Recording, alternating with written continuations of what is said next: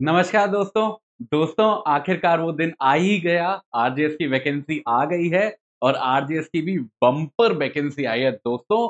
222 seat, बहुत ही ज्यादा खुशखबरी है आप सभी लोगों के लिए। ये एक बहुत ही अच्छा मौका हो सकता है आप सभी बच्चों के लिए जो बहुत लंबे समय से इंतजार कर रहे थे एक अच्छे फॉर्म के आने का।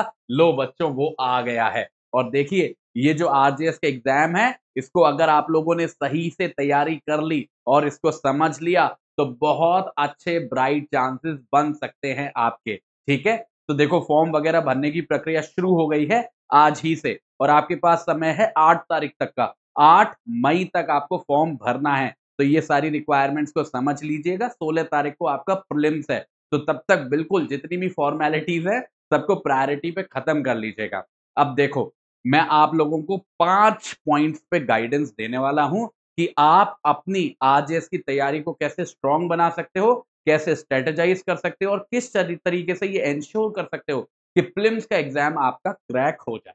ठीक है, देखिए, किसी भी एग्जाम की तैयारी करने से पहले आपको समझना पड़ेगा कि वो एग्जाम है क्या, उसका पैटर्न क्या है। तो आरजेएस के संबंध में कुछ बेसिक बेसिक सी बातें हैं, पहले मैं आपको बता देता हूं, ध्यान से देखिएगा बच्चों। देखो बच्चे, प्रिलिमिनरी एग्जाम जो हमारा अभी टारगेट होने वाला है वो पूरी तरीके से ऑब्जेक्टिव टाइप एग्जामिनेशन होगा। मतलब एमसीक्यूज आएंगे 4 ऑप्शंस के साथ। ठीक है, इसके ये जो बच्चे पूरा एग्जाम होगा ना, प्रिलिमिनरी एग्जाम, इसमें टोटल आपको 100 क्वेश्चंस देखने को मिलेंगे। हर एक क्वेश्चन 1 मार्क का होगा, तो टोटल 100 क्वेश्चंस हो गए। और इसमें एक बात और अच्छी है, इन 100 क्वेश्चंस में से जो 70% क्वेश्चंस हैं, मतलब जो 70 क्वेश्चंस होंगे, 70 क्वेश्चंस होंगे, वो लॉ पेपर से होंगे। मतलब लॉ पेपर 1 और लॉ पेपर 2। अब ये लॉ पेपर 1 और लॉ पेपर 2 में कौन-कौन से सब्जेक्ट आते हैं अभी आपको समझाऊंगा। अभी बस इतना तो समझ लो कि 70 क्वेश्चन सीधे-सीधे लॉ के हैं। उसके अलावा जो बाकी के 30 क्वेश्चंस हैं, वो आते हैं इंग्लिश लैंग्वेज से और हिंदी लैंग्वेज से। तो लैंग्वेज बेस्ड जो डिमांड है इस एग्जाम की, उसका जो भार है वो है 30%, मतलब 30 क्वेश्चन। 70% is law. ये एक अच्छी बात है, इस पॉइंट को जरा आप लोग दिमाग में रखिए। एक और बहुत महत्वपूर्ण बात है बच्चे, आरजीएस के अंदर, प्रीलिम्स के अंदर कोई भी नेगेटिव मार्किंग नहीं है। तो काफी बच्चे जो परेशान रहते हैं नेगेटिव मार्किंग को लेके, उनके लिए भी एक बहुत अच्छी अपॉर्चुनिटी है। ठीक है, यहाँ पे नेगेटिव मार्किंग का ऑप्शन नहीं है। ठीक है, और ये बात तो सभी को पता है कि प्रिलिमिनरी एग्जाम्स के मार्क्स मेंस में नहीं काउंट होते हैं। मतलब it is just a qualifying exam, जिसको आपने अगर क्वालिफाइंग कर लिया तो मेन टेस्ट जो होगा वो आपका मेंस एग्जामिनेशन में होगा। तो ये बच्चे बेसिक बेसिक पैटर्न है। 100 क्वेश्चन है, नेगेटिव मार्किंग नहीं है। 100 में से 70 क्वेश्चन लॉ के और 30 क्वेश्चन इंग्लिश और हिंदी लैंग्वेज के, 15-15। अब देखो हम लोग क्या सब्जेक्ट के हिसाब से तैयारी कर सकते हैं, क्या स्ट्रेटेजी बना सकते हैं। देखो, 2 पार्ट्स में डिवाइडेड है, एक है पेपर 1 और एक है पेपर 2। ठीक है, पेपर 1 में कौन-कौन से सब्जेक्ट्स आ रहे हैं? सीपीसी आ रहा है, भारतीय संविधान आ रहा है, इंडियन कॉन्स्टिट्यूशन आ रहा है, इंडियन कॉन्ट्रैक्ट एक्ट आ रहा है, इंडियन एविडेंस एक्ट आ रहा है, लिमिटेशन एक्ट आ रहा है, स्पेसिफिक रिलीफ एक्ट आ रहा है, ट्रांसफर प्रॉपर्टी एक्ट आ रहा है, इंटरप्रिटेशन ऑफ स्टैट्यूट्स आ रहा है, राजस्थान रेंट कंट्रोल एक्ट आ रहा है और जजमेंट राइटिंग। देखो, जजमेंट राइटिंग वगैरह से एमसीक्यूज वगैरह तो नहीं आएगा, तो मेन जो हमारा फोकस है वो CPC, consti, contract, evidence, limitation, SRA, transfer of property, interpretation of statute और रेंट कंट्रोल एक्ट पे होने वाला है, जहां तक पेपर 1 की बात है। पर आपने एक बात नोटिस करी, यहाँ पे नए कानूनों का मेंशन नहीं है। तो यहाँ पे अभी भी अगर इस नोटिफिकेशन के हिसाब से चलें, जो आया है, इंडियन एविडेंस एक्ट ही आने वाला है, इंडियन पीनल कोड ही आने वाला है और सीआरपीसी ही आने वाला है। तो आपकी जो वो वाली परेशानी थी कि नए कानून पढ़ने पड़ेंगे क्या, वो भी काफी हद तक लग रहा है अभी तक की सॉल्व हो गई है। ठीक है, तो ये सारे सब्जेक्ट्स हैं पेपर 1 के अंदर। और पेपर 2 की अगर बात करें तो पेपर 2 में हमको देखने को मिलता है सीआरपीसी, एविडेंस फिर से, Indian penal code, JJ act, juvenile justice act, negotiable instruments act, probation of offenders act, ठीक है, डोमेस्टिक वायलेंस एक्ट। और देखो, फ्रेमिंग ऑफ चार्ज और जजमेंट राइटिंग से तो नहीं आएगा प्रीलिम्स में। तो basically CrPC, evidence, penal code, JJ act, negotiable instrument act, probation of offenders act and protection of women from domestic violence act. अब देखो, ये दोनों पेपर जो आपको मिल रहे हैं, ये सारे सब्जेक्ट, इनको मिला के प्रीलिम्स में टोटल 70 क्वेश्चंस बनने वाले हैं, 70 क्वेश्चंस बनने वाले हैं। तो प्राइमरी लेवल पे हम लोगों को यही 70 क्वेश्चंस टारगेट करने हैं, क्योंकि ये अपना एरिया है। अपना एरिया कहने का मतलब कि पढ़ेंगे हम लोग अंग्रेजी भी, पढ़ेंगे हम लोग हिंदी भी, और नो डाउट उसमें भी अच्छा स्कोर करने की कोशिश करेंगे। बट हमारा जो बेसिक फील्ड है वो लॉ है। यहाँ पे हम सही में एक अच्छा स्कोर अगर बनाने में सक्सेसफुल हुए तो हमारा प्रीलिम्स क्रैक हो जाएगा। अब आप एक बात सोचने वाली, आप लोग सोच रहे होंगे कि सर देखो इतने सारे सब्जेक्ट्स हैं, इतना कम समय है, 1 महीना लगभग हमारे पास है मात्र, तो हम लोग क्या इन सारे सब्जेक्ट्स को कवर कर पाएँगे? ये भी बहुत दिक्कत वाली बात है। तो हम लोग क्या स्ट्रैटेजी बनाएँ? देखो, 2 तरीके की स्ट्रैटेजी काम करेगी यहाँ पर।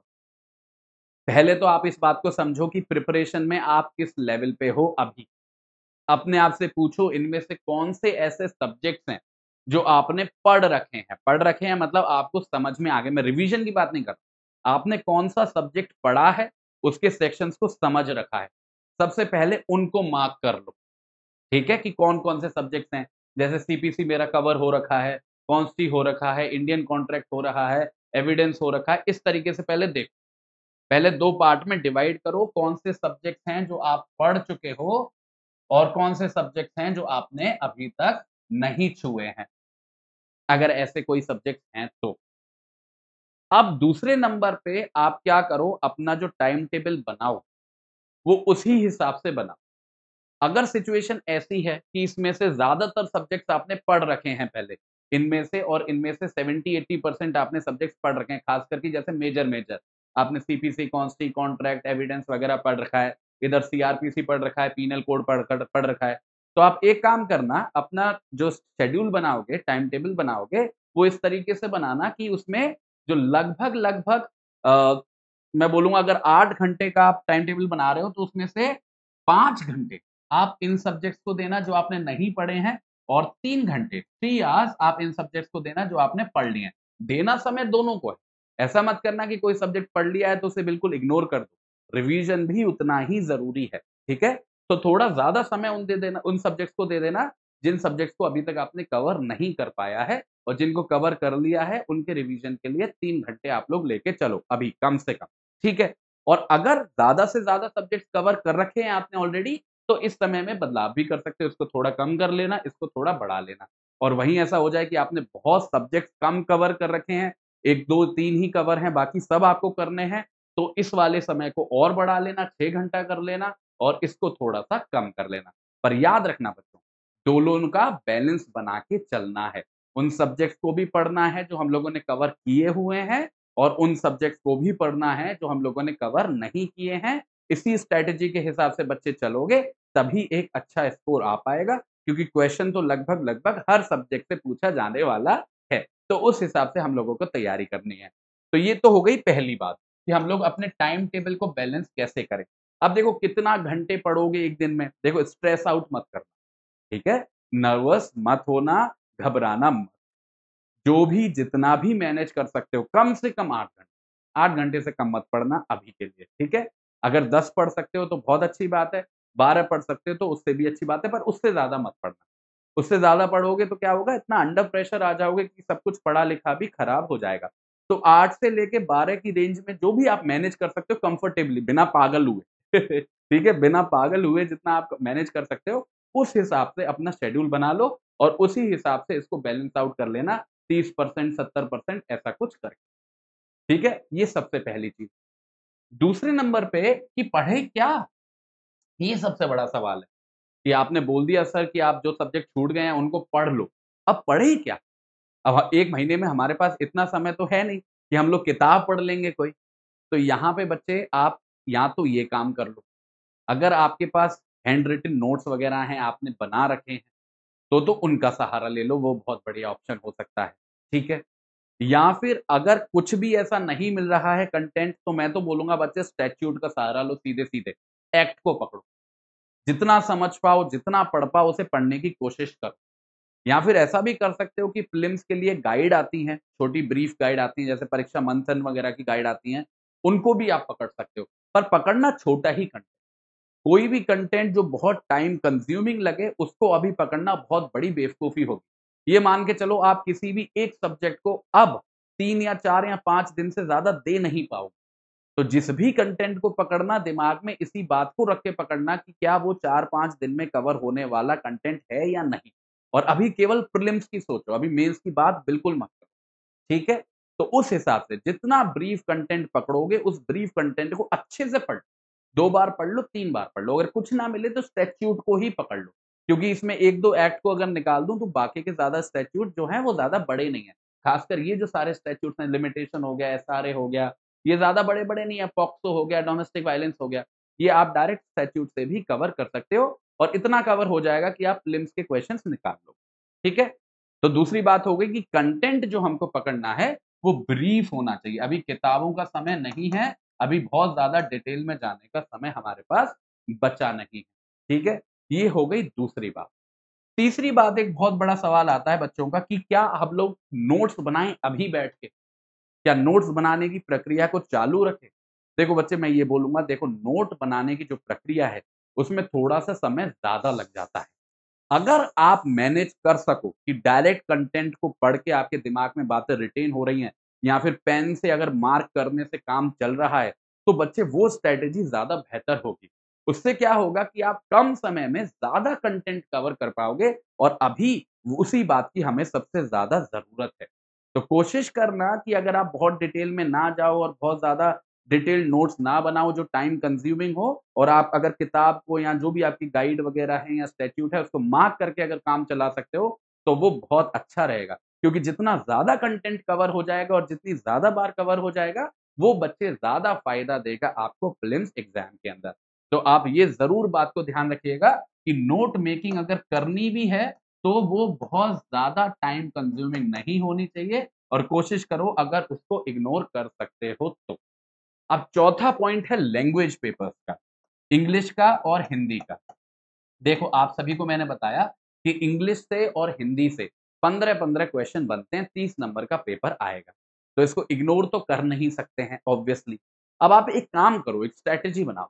देखो, जो भी आपकी भाषा जिसमें आप कंफर्टेबल हो, मतलब जिसमें आप मेंस लिखने का सोच रहे हो, इंग्लिश हो या हिंदी हो, सबसे पहले उसको पकड़ के पक्का कर लो। ऐसा पक्का कर लो कि उसके जो 15 क्वेश्चन आएँ वहाँ पे गलती ना हो। अगर आपका अंग्रेज़ी माध्यम है, अंग्रेज़ी में ज़्यादा कंफर्टेबल, तो इंग्लिश को पकड़ लो और बिल्कुल रट्टा मार दो उसको अच्छे से।